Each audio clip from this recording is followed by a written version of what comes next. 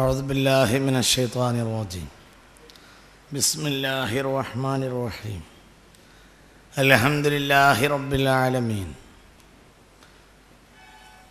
والصلاة والسلام على سيد المرسلين شفيع المذنبين إمام المتقين رسول رب العالمين وعلى آله وصحبه أجمعين فإن خير الكلام كلام الله وخير الهدي هدي محمد صلى الله عليه وسلم وشر الأمور محدثاتها وكل محدثة بدعة بسم الله عليك توكلنا وإليك أنبنا وإليك المصير حسبنا الله ونعم الوكيل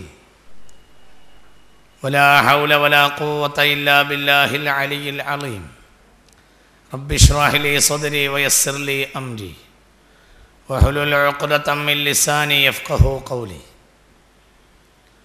മഹാന്മാരായ പണ്ഡിതന്മാരെ, ബഹുമാനപ്പെട്ട തങ്ങളവർകളെ, ബഹുമാനമുള്ള വിദ്യാർത്ഥികളെ, യുവാക്കളെ, വളരെ പ്രധാനപ്പെട്ട ഒരു വിഷയം ചർച്ച ചെയ്യാൻ വേണ്ടിയാണ് നമ്മളിവിടെ ഒരുമിച്ച് കൂടിയത്.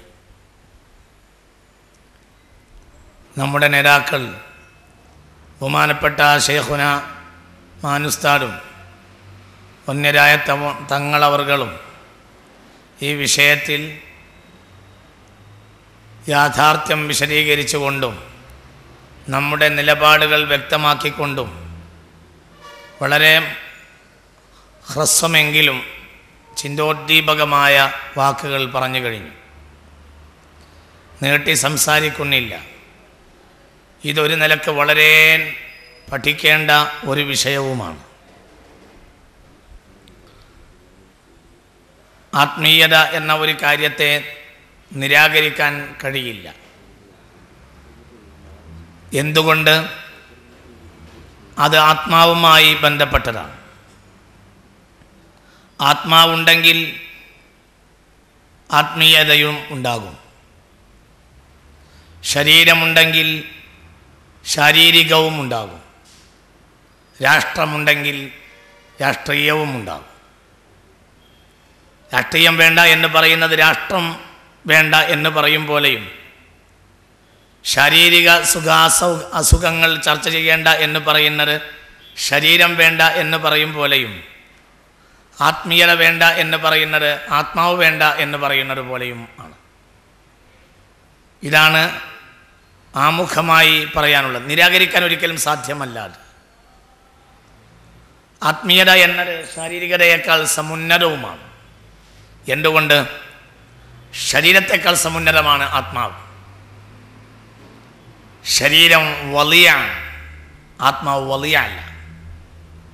ശരീരം എന്ന് പറയുന്നത് ക്ഷണികമായ ജഡമാണ്. അത് നാശത്തെ മണ്ണിലേക്ക് ലയിപ്പിക്കുന്നതാണ്. ആത്മാവ് ഒരിക്കലും മണ്ണിൽ ലയിക്കുകയില്ല. അതിൻ്റെ മെറ്റീരിയൽ എന്താണെന്ന് പോലും അള്ളാഹു വെളിപ്പെടുത്തിയിട്ടില്ല. പിന്നെയുണ്ടോ മനുഷ്യർക്കറിയും?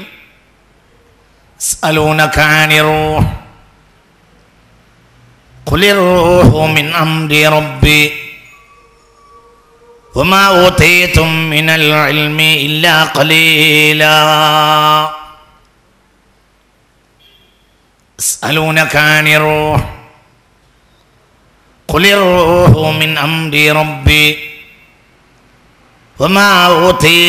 من العلم إلا قليلا. എനിക്ക് തോന്നുക ഉത്തരം തന്നെ പ്രത്യക്ഷേണ ചോദ്യത്തിൻ്റെ അടുത്ത് നിർത്തിയില്ലേ? യസ്അലൂനക അനി റൂഹ്, റൂഹിനെ കുറിച്ച് അവർ അങ്ങയോട് വന്ന് ചോദിക്കും. 3 കാര്യമാണ് അവർ ചോദിച്ചത്. 2നും വസ്തുനിഷ്ഠമായ മറുപടി പറഞ്ഞു. എന്നാൽ 3ാമത്തെ ചോദ്യം ചുരുക്കുകയും അജ്ഞാനമാണ് നിങ്ങളുടെ ബേസ് എന്ന് പറയുകയും ചെയ്തു. ഒന്നും കൂടി പറയാം. 3 ചോദ്യമാണ് അവർ ചോദിച്ചത്. ഒന്ന്, അസ്ഹാബുൽ കഹ്ഫ് ആരായിരുന്നു? അത് ഖുർആനിൻ്റെ ഏറ്റവും മനോഹരമായ വിധത്തിൽ ഒരാമുഖം, പിന്നെ ഒരു വിശദീകരണം. ഇങ്ങനെ ഒരു പറയാറില്ല ഒരിക്കലും. അമ്മ ഹസിബത അന്ന അസ്ഹാബൽ കഹ്ഫി വറഖീം എന്ന് പറയുന്നത് ഈ ചർച്ചയുടെ ആമുഖമാണ്. പിന്നെ നഹ്നു നഖ്സു അലൈക നബഅഹും ബിൽ ഹഖ് എന്ന് പറഞ്ഞ് വിഷയത്തിനെ വിശദമായി പ്രസൻറ്റ് ചെയ്യാൻ ഒരുങ്ങുന്നുണ്ട്. ഇത് ഖുർആൻ്റെ ശൈലിയുമല്ല, പക്ഷെ അത് വളരെ വിശദമായ ഒരു ശൈലിയാണ്. ഇങ്ങനെ വിശദീകരിച്ച് ഖുർആൻ കാര്യങ്ങൾ പറയാറില്ല. വളരെ വിശദമായി ആ കാര്യം പറഞ്ഞു കൊടുത്തു. പിന്നെ വയസ്അലൂനക അൻ ദിൽ ഖർനൈൻ ഖുൽ സഅത്ലു അലൈക്കും മിൻഹു ദിക്റാ, പറഞ്ഞുതരാമെന്ന് പറഞ്ഞു. ഇന്നാ മക്കന്നാ ലഹു ഫിൽ അർദ്, എന്നിട്ട് അങ്ങോട്ട് പറയുന്നേയിരുന്നു. ചടുലമായ 10-15 ആയത്തുകൾ അതിനു വേണ്ടി അങ്ങോട്ട് ചെലവാക്കി. മൂന്നാമത്തെ ചോദ്യം റൂഹാണ്. അവിടെ ആരായത്ത് കൊണ്ട് എന്താണെന്ന് ഇപ്പോഴും മനസ്സിലാവാത്ത ഒരു ചർച്ച പറഞ്ഞു വച്ചു. ആരായത്തിൽ മനുഷ്യൻ്റെ അജ്ഞതയുടെ ബേസിനെ കാണിക്കുകയും ചെയ്തു.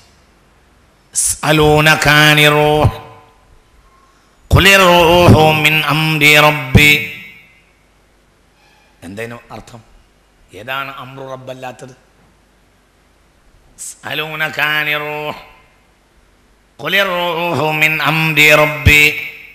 ഒക്കെ അംറു റബ്ബാണ്. എല്ലാം കുൻ ഫയകൂൻ.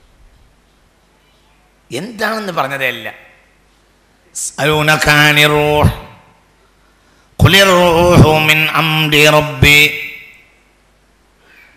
ഇനി ആയത്തിനെ ഫിനിഷിംഗ്, ആയത്തിനെ അവസാനിപ്പിക്കുന്ന ശൈലി കണ്ടില്ലേ നിങ്ങൾ?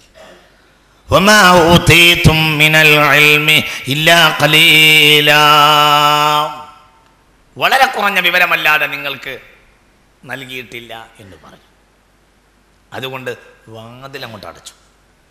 അതുകൊണ്ട് റൂഹ് എന്നത് ആത്മീയം, ആത്മാവ് എന്ന് പറയുന്നത് സാധാരണ ചർച്ചകളിൽ നിന്നും ഉന്നതമാണ്. ആ ചർച്ച തന്നെ സമുന്നതമാണ്. അത് പൂർണ്ണമായി ചർച്ച ചെയ്യാൻ പോലും നമ്മൾ കൊള്ളില്ല. പിന്നെ അതിൻ്റെ പുറത്ത് ചലിവാരി എറിയുമ്പോൾ അത് ശുദ്ധീകരിക്കുക എന്ന ഒരു കർമ്മം മാത്രമേ നമുക്ക് ചെയ്യാനുള്ളൂ. അത് നമുക്ക് ചർച്ച ചെയ്താൽ പോലും പരിഹരിക്കപ്പെടുകയില്ല. കാരണം എന്താന്ന് പറഞ്ഞതുമില്ല.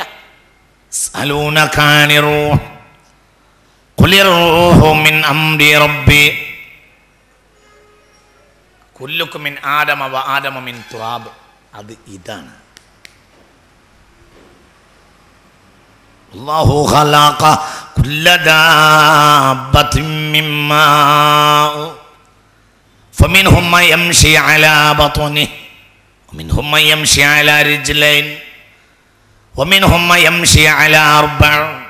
അത് ഈ വലിയായ ഇതാണ് മിൻഹാ ഖലഖനാകും, ഇതാണ് വഫീഹാ നുഈദുകും, ഇതാണ് വമിൻഹാ നുഖ്രിജുകും തറതൻ ഉഖ്റ. എന്നാൽ ആത്മാവ് അങ്ങനെയല്ല. ആത്മാവ് സൗന്നതാണ്. അത് വലിയാവുക പോലുമില്ല. അത് മണ്ണിൽ ലയിക്കൂല. അത് കല്ലാ ഇന്ന കിതാബൽ അബ്റാരി ലഫീ ഇല്ലീൻ വമാ അദ്റാക മാ ഇല്ലീൻ കിതാബും മർഖൂം യശഹദുഹുൽ മുഖറബൂൻ. അത് ഇല്ലീനിലേക്ക് പോകുന്നതാണ് ആത്മാവ്. മണ്ണിൽ ലയിക്കൂല. അല്ലെങ്കിൽ അത് സിജ്ജിനിലേക്ക് എറിയപ്പെടും. അല്ലാഹു തആല കാത്തുരക്ഷിക്കട്ടെ.